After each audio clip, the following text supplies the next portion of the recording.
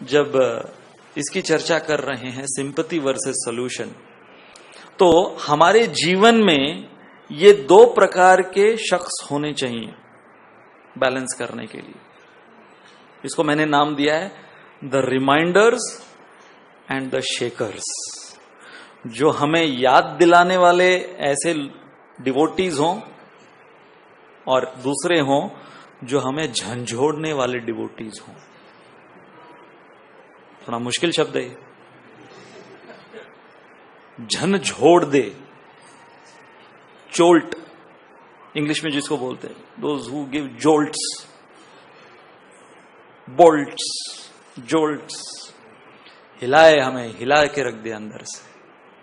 तो अब देखिए इसमें भी बहुत सुंदर उदाहरण है कि जामवंत, उन्होंने हनुमान जी के साथ क्या किया। Jambavant became the reminder for Hanuman ji कि हनुमान केवल तुम ही कर सकते हो, तुम्हारे अंदर ये शक्ति है।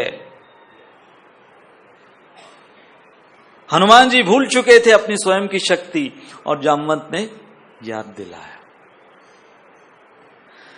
तो हम जब नए नए भक्ति में आते हैं तो हमें किन को ढूंढना चाहिए? जामवंत को ढूंढना चाहिए मंदिर में कि जामवंत कहां है, जो हमारे अंदर की खोई हुई कृष्ण भक्ति की शक्ति को हमें याद दिलाए।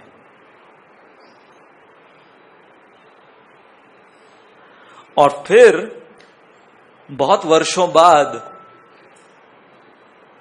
हमें विदुर जैसे महात्मा हमारे आसपास रखने चाहिए कि विदुर, उन्होंने फिर धृतराष्ट्र के साथ क्या किया।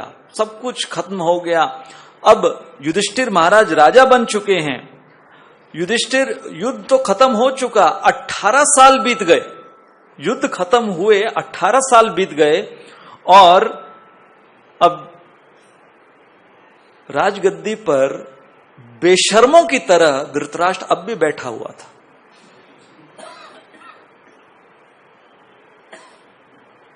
तब विदुर आए, वो जो तीर्थ याटन कर कर विदुर आए, और विदुर ने फिर जब धृतराष्ट्र को देखा तो विदुर अब कोई सहानुभूति के मूड में नहीं थे,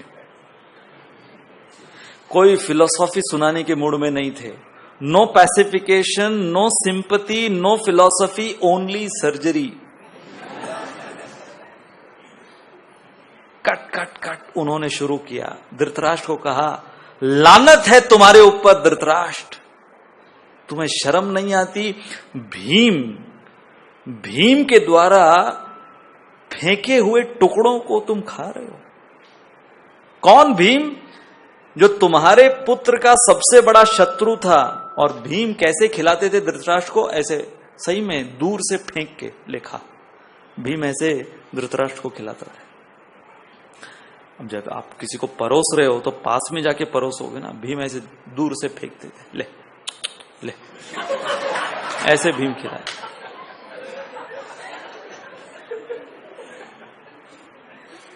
ये वर्णन है ऐसे तो। और धृतराष्ट्र, उसे वो राजगद्दी नहीं छोड़नी है, वो राजमहल के ऐशो आराम नहीं छोड़ने, इसलिए बेशर्मों की तरह वो फेंके हुए टुकड़ों को ले लेकर धृतराष्ट्र। तो इसलिए विदुर ने जब देखा तो विदुर ने सर्जरी कैसे की, लानत है तुम्हारे ऊपर धृतराष्ट्र की, तुम्हारे अंदर कोई स्वाभिमान है कि नहीं? अरे तुम्हारे बाल झड़ गए, तुम्हारे दांत नहीं हैं, तुम अब वृद्धावस्था में, अब तो कम से कम छोड़ो ये आसक्ति तुम्हारी। क्या बचा है तुम्हारे पास? न तो तुम्हारा खुद का कोई परिवार है, न तुम्हारा कोई नाम है, न तुम्हारी कोई हस्ती है, कुछ नहीं है। और ये सब कुछ जब धृतराष्ट्र ने सुना, तब फिर धृतराष्ट्र की अकल ठिकाने आई इतने वर्षों पश्चात। तो अब हम क्या सीखते हैं कि हम भक्ति में आते हैं। हाँ, जामवंत हमें बहुत इंस्पिरेशन देते हैं, बहुत सारे जामवंत इंस्पिरेशन देते हैं। यस प्रभु, कर पाओगे आप, 16 माला आप ही कर पाओगे, मैंने तो नहीं किया, आप कर पाओगे। तो जामवंत जैसे वो इंस्पिरेशन देते हैं। हाँ, और हम 1, 2, 4, 8, 16 सब कुछ, दीक्षा भी हो गई, ऐसे ऐसे प्रगति हो रही। और फिर जब समस्याएं आती हैं एज अ डिवोटी, जब समस्याएं आती हैं, तब यदि हमारे जीवन में हमने लाइसेंस किसी विदुर को नहीं दिया है, तो हम क्या एक्सपेक्ट करेंगे? सहानुभूति। इसलिए यदि हम भक्तों के समुदाय में केवल सहानुभूति की अपेक्षा करते रहें, तो हम धृतराष्ट्र की तरह फेंके हुए टुकड़ों पर ही जिएंगे। If we simply expect sympathy, no solution, then we will remain like Dhritarashtra.